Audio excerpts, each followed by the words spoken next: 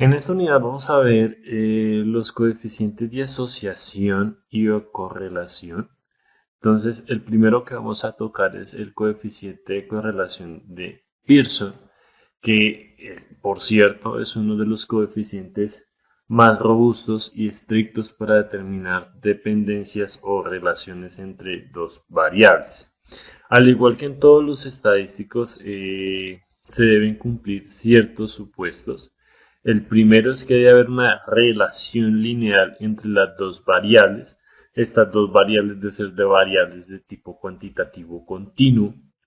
Y pues para ello yo debo realizar un scatter-plot o un diagrama de puntos en el cual yo pueda ver un comportamiento lineal entre ambas variables. ¿Por qué? Porque bueno, necesariamente tiene que ser lineal, es decir, yo debo ver cómo al aumentar una variable debe aumentar la otra y a la hora de graficarlos tengan un comportamiento con tendencia lineal y no de otro tipo de distribución como puede ser exponencial. ¿Listo? Entonces, antes de eso debo hacer un diagrama de puntos. No deben aparecer ni deben tener outliers significativos. Eh, el comportamiento del patrón de los datos debe ser igual en ambas variables.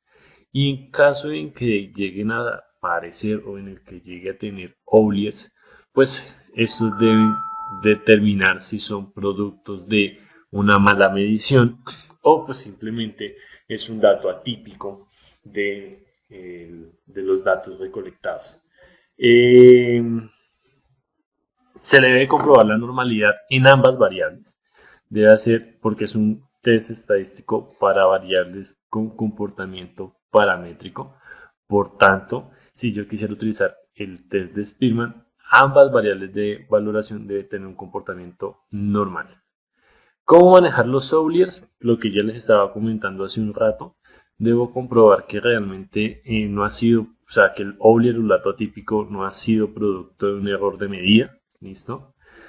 Que realmente es producto de la medición, de un valor atípico producto de la medición. Y pues en este sentido debemos tomar la decisión entre si se sustituye o se deja.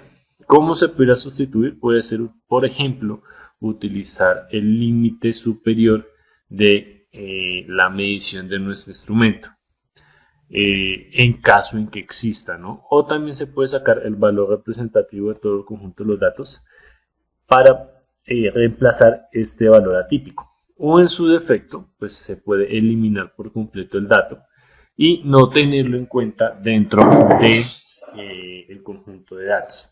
Ahora, siempre que yo haga algún cambio en la base de datos, siempre debo repetir el scatter plot o el diagrama de puntos para identificar si realmente el cambio realizado ha generado algún tipo de cambio en el conjunto de los datos. Entonces tengo dos opciones, los mantengo o los quito. Si los mantengo, pues evidentemente los puedo mantener.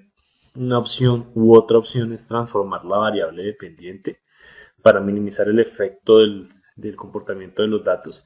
Esta transformación se puede hacer, por ejemplo, a través de calcular los logaritmos o las escalas logarítmicas, que pues básicamente lo que hace es modificar el dato bajando un poco el efecto de estos datos atípicos. Y pues posteriormente, ya sea quitándolo o dejándolo, siempre debo verificar si realmente hay un cambio en el efecto del comportamiento de los datos. Si realmente no hay un cambio significativo, pues es mejor dejar el dato, ¿listo? Obviamente, siempre hay que tener en cuenta de si es producto de la mala medición o si fue producto del dato recolectado por la medición.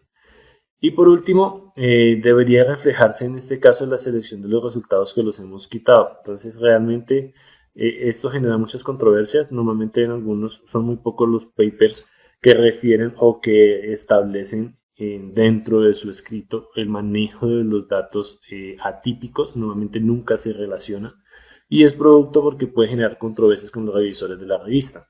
Entonces hay que tener en cuenta en ese sentido si quitarlos o dejarlos y determinar a ciencia cierta si es pertinente referenciar y mencionar qué manejo se le hizo a estos datos atípicos. Se debe comprobar la normalidad, realmente sugieren comprobar la normalidad bivariada, algo que es difícil y pocas veces visto en investigación.